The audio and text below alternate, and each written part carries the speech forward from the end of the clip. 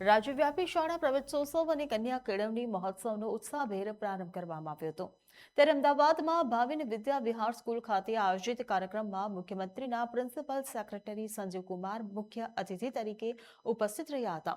તેમના હસ્તે નવા પ્રવેશ મેળવનારા વિદ્યાર્થીઓને પાઠ્યપુસ્તકોનું વિતરણ કરવામાં આવ્યું હતું તેમજ બાળકોનું ઉષ્માભેર સ્વાગત કરાયું હતું।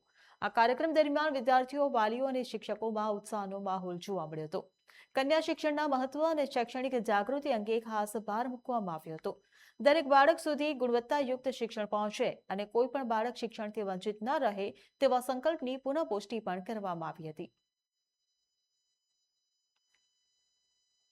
આજે જે ગવર્મેન્ટ તરફથી પ્રવેશોત્સવ 2026 જે શરૂ થયો છે, તો અમારી ઉપરોક્ત શાળામાં આઈએએસ સંજીવ કુમાર જે ઉપસ્થિત રહ્યા હતા।